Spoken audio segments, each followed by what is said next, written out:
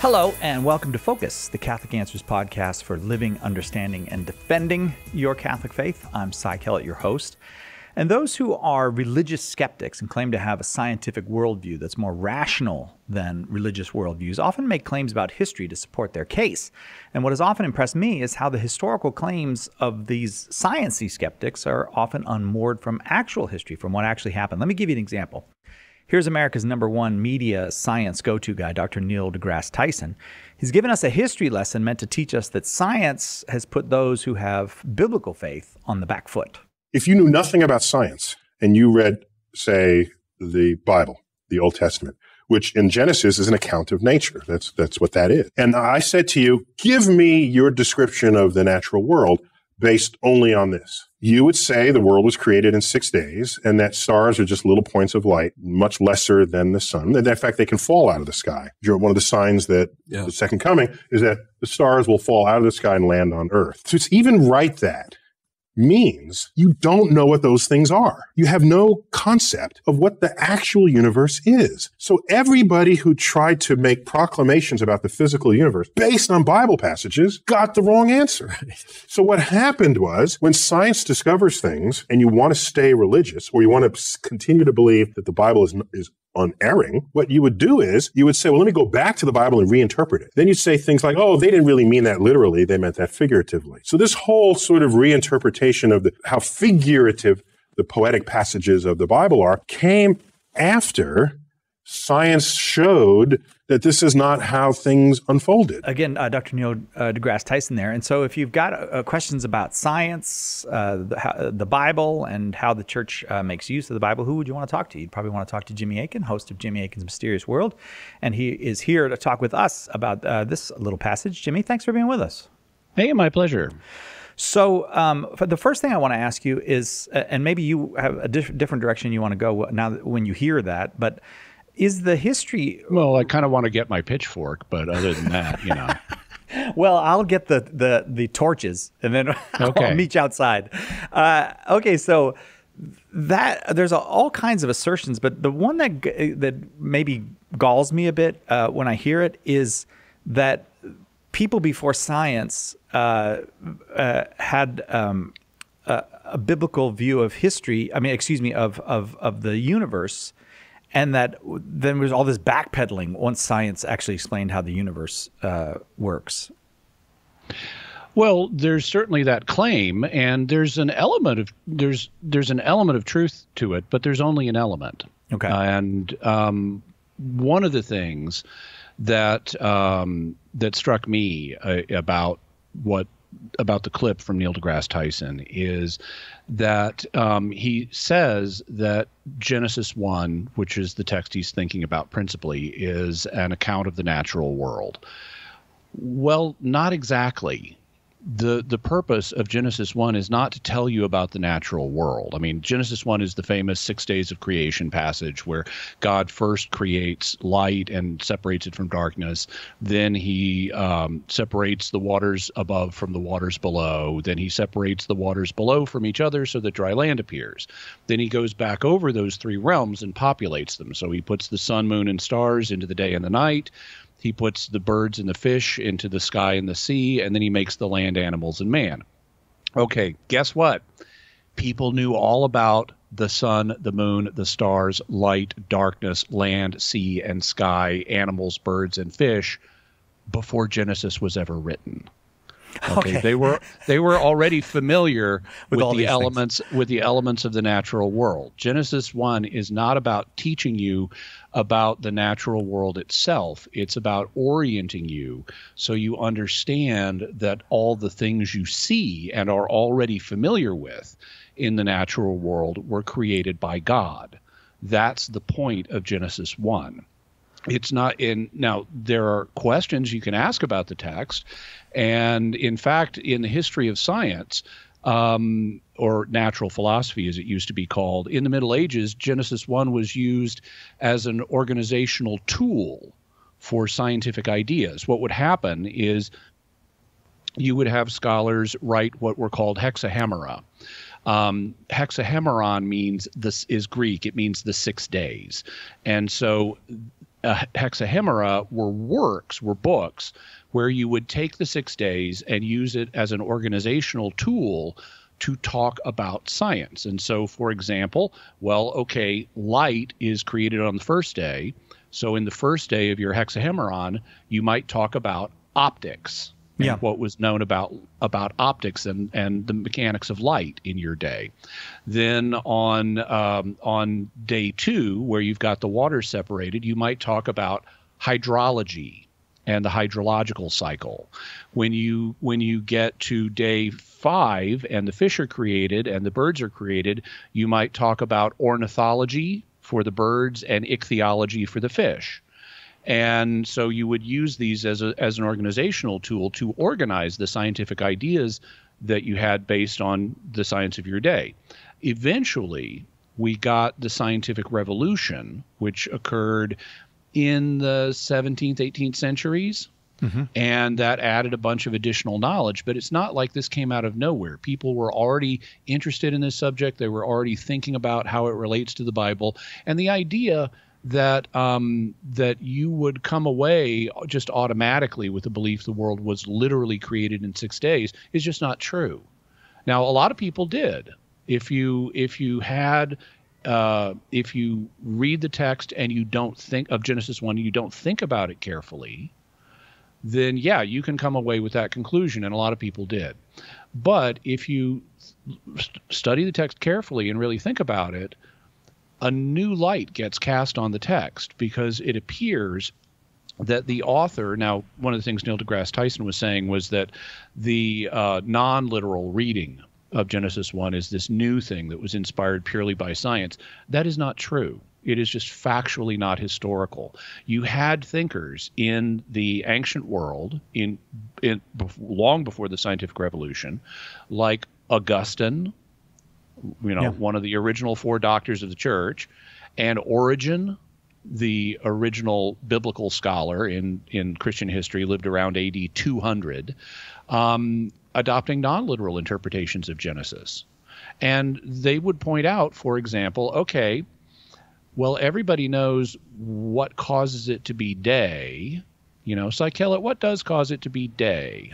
Well, it looks like the sun comes up. I don't know how specific you want me to get, but the sun does. I'm not worried about the motion of the sun, but yeah, it's the sun. Okay. The big light burning source ball. Big light source in our sky makes it day. Yeah. And the ancients knew that. And so here we have day and night created on day 1. We've got a very clear sequence of the first 3 days involving separating stuff. On the first day, God separates light from darkness. Second day, he separates waters above from waters below. Third day, he separates waters below from each other. So these 3 days were called in the Middle Ages the work of distinction, because God made distinctions between these different things. And then the second 3 days, God goes back over the same 3 realms in the same order and populates them. And those were known in the Middle Ages as the work of adornment. Well, guess what? The sun isn't created until day 4. So how do you have a day-night cycle for 3 days before the sun is even created? That question occurred to people in the ancient world. It occurred to Origen. It occurred to Augustine. And they said, hey, guess what? You read this text carefully? This is not literal. This is a literary structuring of what God did. But we're not meant to take the details of this account literally. What this account is teaching us is God made all these things, but it's not telling us how he did it or when he did it. That's part of the literary structure of the text. And so Neil deGrasse Tyson is just wrong. Historically. When he claims it's factually wrong what he's claiming when he says that this non-literal interpretation was a product of the scientific revolution. It is not. Now, did it gain popularity as a result of the scientific revolution? Sure. As more people became aware of what science actually shows about the world, more people thought about it and said, okay, maybe we've been misreading this text. But that's the point. They were misreading it before that in thinking that it was teaching a literal 6 days. one thing I learned from you, Jimmy, is that in that Genesis account, the sun and the moon are actually not named. Yes. And that I find very helpful in understanding what the biblical author is doing. Could you just review for us why the sun and the moon are not named? Yeah, so the author of Genesis just refers to them as two great lights, and the greater one for the day, the lesser one for the night. Well, in Hebrew, the word for sun, and in related languages, the word for sun is shamash, and the word for moon is yarich. Well, okay, it so happens Shamash was the name of the sun god, and Yarich was the name of the moon god. And so if the author of Genesis had said, oh, and Yahweh created Shamash and Yahweh created Yarich, it would sound to the ancient audience like, oh, Yahweh made the sun god and Yahweh made the moon god. Right. But the author of Genesis does not believe there is a sun god or a moon god, and so he refuses to name these and just refers to them as lights. So the message is, they are not gods, they are just lights, do not worship them. And actually, that's something that Neil deGrasse Tyson ought to agree with. Yeah. I mean, I assume he doesn't think the sun and the moon are deities, so he should be on the same side as the author of Genesis there. Right. And I don't think we, and when I hear you speak about this, you are not defensive about the fact that actually the scientific revolution does give us all kinds of new insights, and that leads to revisions in many, many people's thinking, and it's something we should be grateful for. But it's not, I guess, this caricature of darkness and confusion, and we think that the stars are we have no concept of what a star might be, and then all of a sudden the light shines with the scientific revolution and frees us from all that old dark superstition we had. Yeah, so let's talk about the stars. First, though, I also wanted to mention something that was a bit of a rhetorical move in what Neil deGrasse Tyson said, where he said, imagine I asked you to give me a description of the natural world based just on this text. He said, based only on this. Right. What is going on with that? Why is he trying to shut out additional knowledge that someone would have had? Oh, yeah. I mean, I understand that he might want a person today to ignore what else they know about science. But it's natural when you read a text to bring other things you know to bear on the interpretation of the text. Well, the people in the ancient world who were the original readers of Genesis knew more about the natural world than was just what was in Genesis. Sure. So they had natural philosophy in their day too. It may not have been the same as later scientific findings, but Genesis 1 did not exhaust their knowledge of the world. And there had been people, speculating and wondering about, okay, how is the world structured? What is it made of? I mean, this had been going on all throughout human history. And so the goal should not be some kind of sola scriptura fundamentalism where we look at the text and only the text and consider only the text to be an authoritative source of information. We can also learn about the world just by looking at the world. This is sometimes called the two books of God's truth view, where you have the Bible as a book of God's truth, but the world itself is also a book of God's truth because God made it. And you need to read both books and understand them in unison with each other. And so someone in the ancient world, like I was saying, they knew the sun is why it's day. And so they would bring that to bear on the text. Now, not everybody did, because not everybody, I think we can all agree, not everybody reads the Bible very thoughtfully. That human experience has demonstrated that. But that's true of science as well. I mean, there's many people. It's true of science as well. Yeah. Yes, I was going to mention that because there are lots of misunderstandings of science, and scientists themselves often oversimplify things and use analogies to try to help people understand. Like, the space-time is like a rubber sheet, and what gravity is a distortion in the rubber sheet. Like if you rolled a bowling ball onto the rubber sheet, it would cause a depression in it, and that's kind of what the Earth does to the space-time around it, and that's what produces gravity. Okay, that's an analogy.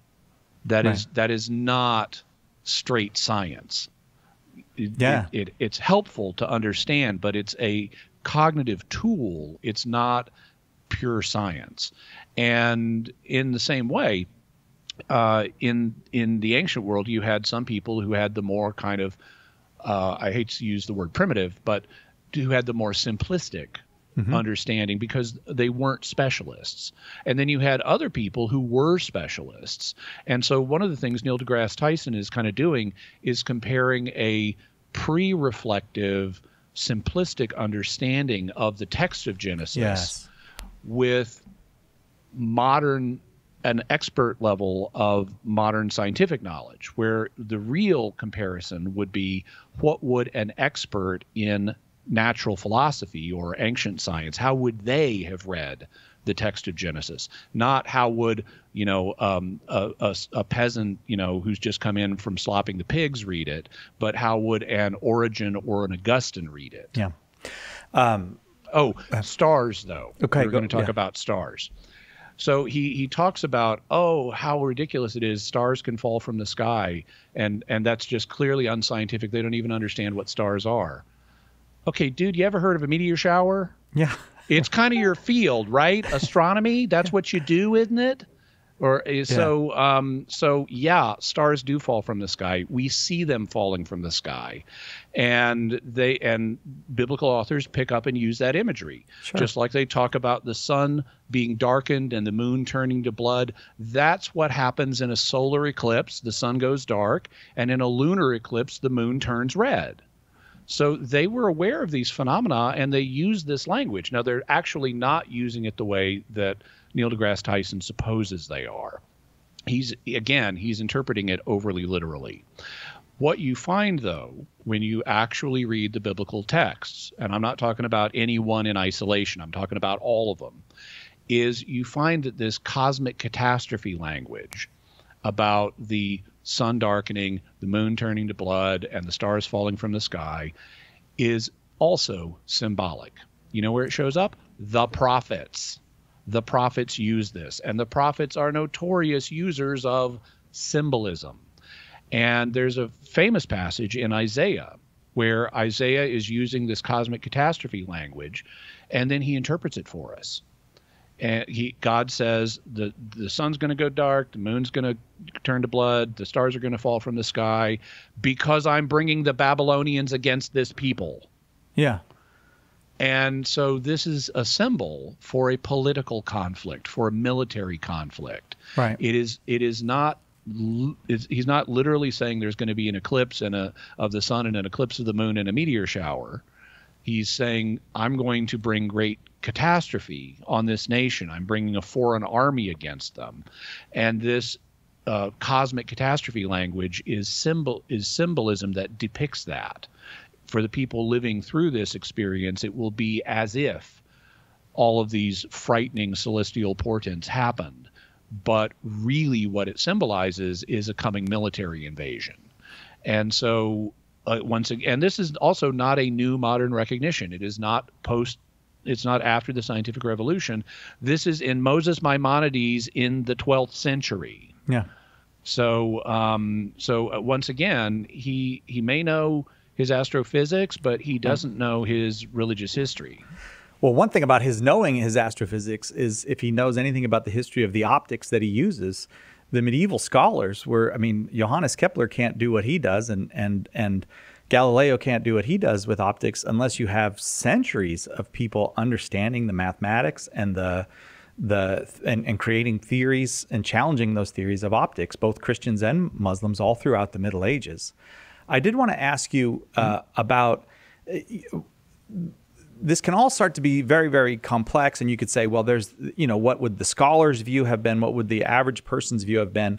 But when you get right down to the first chapter of the book of Genesis, anybody who reads it can get the basic message. God made all this, and He made it good, and He made humanity as the crown of all of it. He made them very good. Like it's not hard to get the basic message. Yeah, you get even more of it if you know the parallel texts in ancient Near Eastern literature, because they portray things quite differently. In Mesopotamian literature, for example, you have the way the world gets created is because there's a conflict among the gods. The gods start fighting each other, and the world is made of the dismembered corpse of one of them. And then when they make man, you know why they make man? So they can be lazy and lay around the palace and have men as their slaves and do all their work for them. So by contrast, in Genesis, man is not meant to be a slave. He is God's representative on earth. That's what the image of God is. He is the image of God to the world. And as a result, it's an elevated position for man. It recognizes human dignity and uniqueness, as opposed to we're just a slave race created by the gods so they don't have to work. Yeah. Thank you, Jimmy. I really appreciate this. I knew you were the guy I wanted to talk to about this when I saw this little clip from Neil deGrasse Tyson. Thank you for taking the time to do it. I hope people will check out Jimmy Akin's Mysterious World. I mean, many, many people are. Mysteries from science mysteries to murder mysteries to aliens to all kinds of biblical and religious mysteries as well. You can get them there at Jimmy Akin's Mysterious World. Thanks, Jimmy. Thanks very much. My pleasure. And thank you for joining us here on Catholic Answers Focus. If you ever want to send us an email, focus@catholic.com is our email address. Maybe you've got an idea for an upcoming episode. Maybe there's something you want to correct in the work we've done before or challenge. You all are welcome. Focus@catholic.com. We'll see you, God willing, right here next time on Catholic Answers Focus.